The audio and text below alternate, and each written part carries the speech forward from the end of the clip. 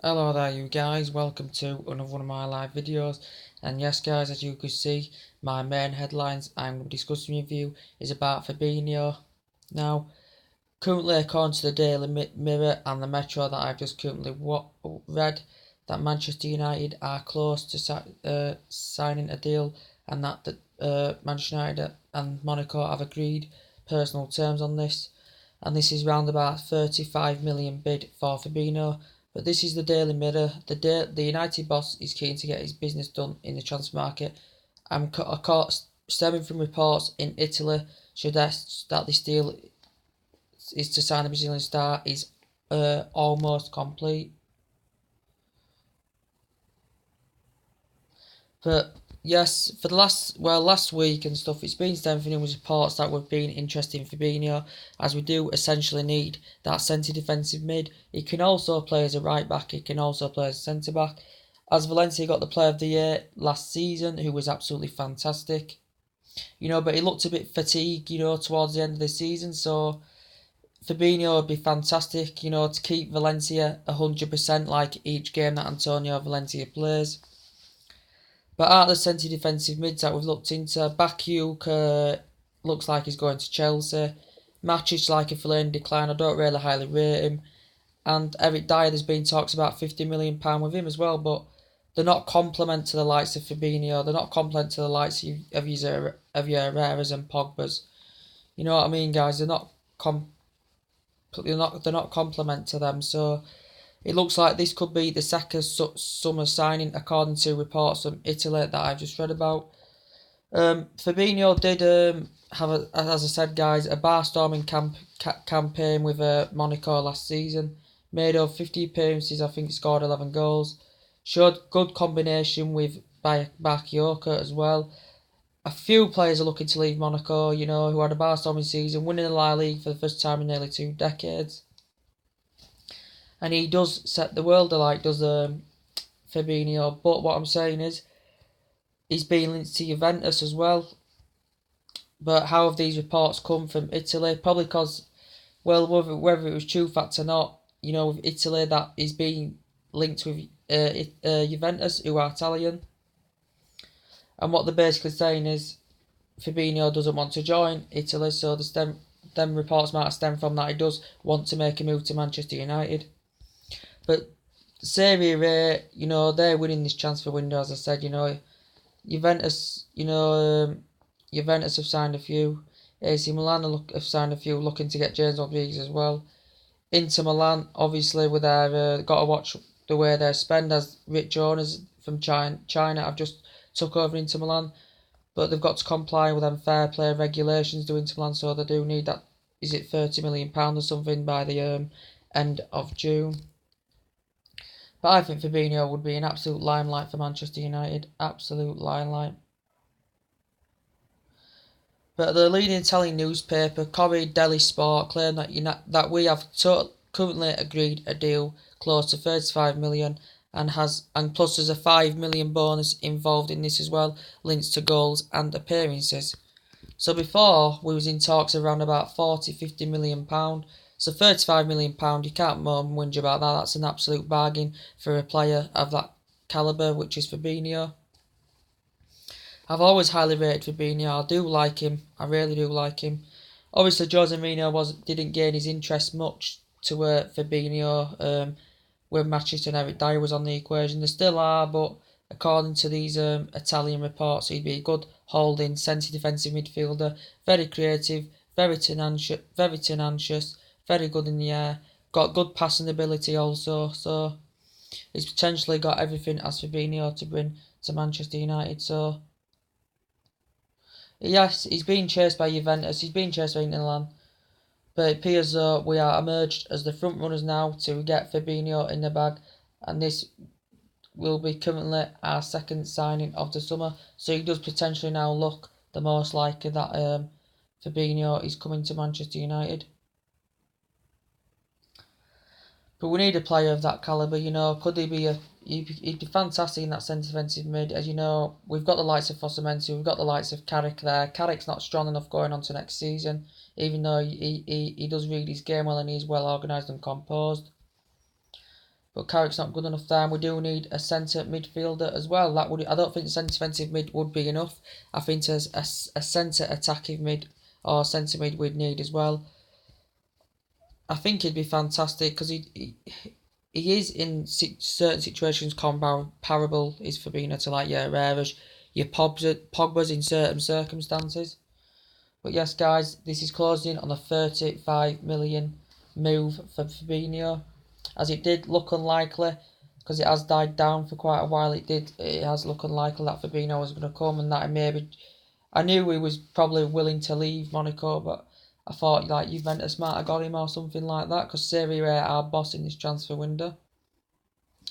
As I said, you've got to be patient in transfer windows. Transfer negotiations take quite a while, so you just have to have patience. You know, when yeah, and he's also a young athlete. He's 23, so he's still got more time under his belt under Mourinho to progress and progress and progress. So yeah, that is fantastic news. That could be that looks more. It looks realistic now that Fabinho will be coming to Manchester United. Also, talk about Adnan Januzaj. Yes, it looks like, well, he's going to Real Sociedad. I think, to be quite fair, I have criticised him, but I thought the best I saw of Januzaj was under the David Moyes era. You know, he did show some good genuine pace. He did show that he could, you know, make a meal of a game. But I thought one of his best corners came against Sunderland away, when he bagged 2 goals when we won 2-1. He scored two lovely goals, did Adnan Januzaj in that game. I think that's where one of his best performances came. He also, under the Van Gaal, I think it was, got a goal against Aston Villa as well. But he has I think Real Sociedad are getting, I think it's round about 9.9 or is it 10 million or something like that. This I think is nearly agreed now. But yeah, it's good that we're benefiting it from this, about to sell Adnan Januzaj, because I don't think he can develop more at Manchester United. You know, and he failed to establish himself at Sunderland. He did pretty poor over the course of the season with Sunderland when he was on that loan spell. So I think there's still a year or two on his contracts left. I'm not quite sure. Adnan Januzaj. Also, with the centre defensive mid though, we have looked into, you know, players galore this summer, strikers galore, midfielders galore. We've looked at loads and loads of players in that centre defensive mid.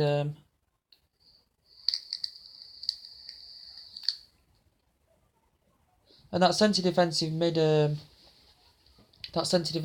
we've looked at 9 goal, and I think Icardi's been an equation who's got that winning mentality. You know, we've looked at quite a lot of players in that centre defensive mid, but Fabinho his overall stats are dramatic. He'd be the most important one.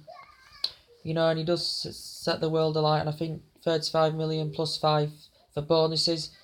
Well, he's an absolutely fantastic deal for the likes of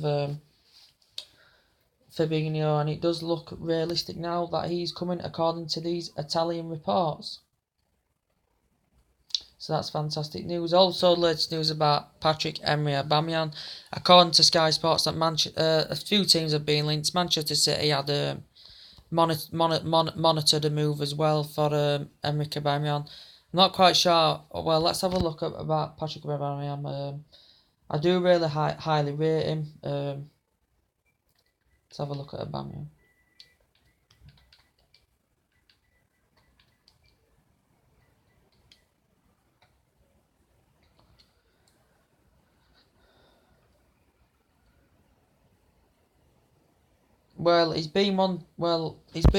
Eric Aubameyang, no, I do love his style of play. He's very good at getting through the channels, very versatile, very tenacious. You know, he's a talisman, can lead that line very well, very good in the air, and he's voted one of the best in the world, and he's an absolute fantastic goal scorer, and he can bolster your squad, and he can bring firepower to your front line, can Eric Aubameyang. PSG were wanted by Dortmund, according to Sky Sports. This was a while ago, but they've yet to receive any bids on that one, so that was a while ago, so more things would have updated since then.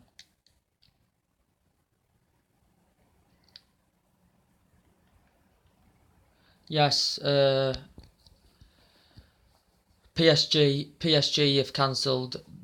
Yeah, they've cancelled the Aubameyang deal. yeah, they've cancelled that deal for Aubameyang of PSG. So someone's basically looking to sign that signature and get him on the board. Liverpool do look like they could be in the ascendancy to get Patrick Aubameyang, who did score 42 goals last term, I think it was, and he has achieved successfully well. So the Arsenal have been linked to him, Manchester City have been linked to him. To us, he's also available, but we haven't put an initial approach out for Patrick Aubameyang. He's also been with he's had a reunion, you know. He's looking to have that reunion with Klopp, and he's had it in the past with Klopp as well. But it would be a delight for him to come to the Premier League, to experience the Premier League, Patrick Aubameyang. He would, to be fair, if he went to Liverpool, you know. Arsenal, it's going to be hard for Arsenal to get the players wanting this summer, as they haven't got Champions League football in the bag. Could go to Manchester City. It's going to be hard for Liverpool, like really, Arsenal, because they haven't got Champions League football to offer. So Liverpool could be in a sense over Arsenal in that situation because they've got Champions League football. But Liverpool, I think they've got Salah as well on that wing. Is it around about a 35 million deal? I'll have to look more into that, guys. But yeah, they've got a good attacking force if Liverpool get Aubameyang. You know, it's one that a lot of teams in the Premier League would fear, to be quite honest, even though I hate Liverpool. It'd be a good attacking, because it would be feared, and he does set the world alight, does Patrick Emery Aubameyang. He does, and he's got good electrifying pace as well. So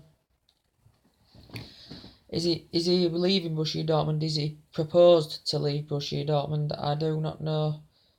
Yes, there you go. 46 last season, 40 goals, 5 assists. So very, very impressive from his perspective. Anything else?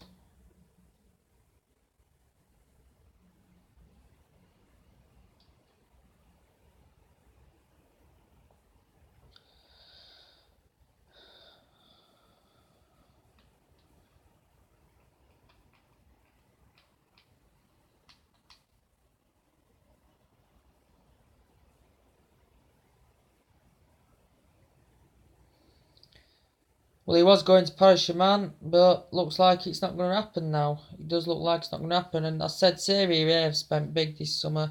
They're the ones bossing this, as I said. You know, I think Juventus have got Douglas Costa on the board.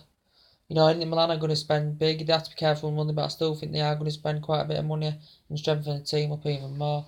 AC Milan, you know, looking to get James Rodriguez in. I'm not fully convinced that James Rodriguez will happen, as it has died down in the last few weeks. Could possibly Cristiano Ronaldo going back to. Oh,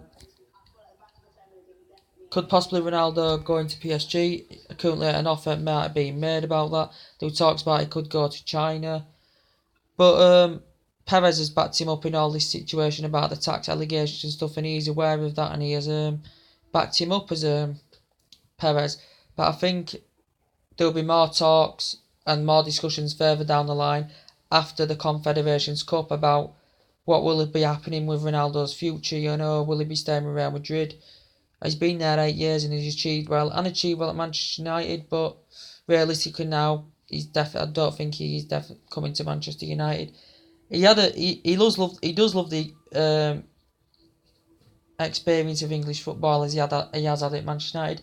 He did an interview back in 2013, I think, that he was discussing, you know, how it was in 2013, July 2013 or June 2013, how much he misses English football, and how much it would be, how good it would be to get back in English football. The main title was he did want to stay and he didn't want to come to Manchester United, but there were talks about that then. So Ronaldo just put his point across, and he just still missed English football. But whatever happens with his tax case, he's going to court, I think. Real Madrid persuaded him to pay the tax bill off. He can afford it, but to be quite honest, I'm pretty adamant that I still think he will stay at Real Madrid, to be quite honest with you. World's best player in the world. He's just basically in the same shoes as Messi, as I said before, guys. He's in the same shoes as Messi. So yeah, guys, we'll have to see what happens about that. But I'm not going to be discussing about Ronaldo now. Probably the number 7 role is going to kept vacant. We wouldn't want to keep it vacant from a commercial point of view, but I still think we may keep it vacant for quite a bit. Was adamant Griezmann was going to come in. He's not coming because of the transfer ban. I was disappointed about that because he's world class. He's world class. He's versatile. Scores bag full of goals as well. So that were a disappointment, and people have dwelled about this. We have got backup plans, you know. What we need is Jose Mourinho's identified his key role is that midfield. We need a centre in mid. We need a centre mid who's going to be the luxury and play a big part in that midfield. We need someone who's going to lead. We need someone up front who's going to lead the lines as well. We need someone up front who's going to lead them lines.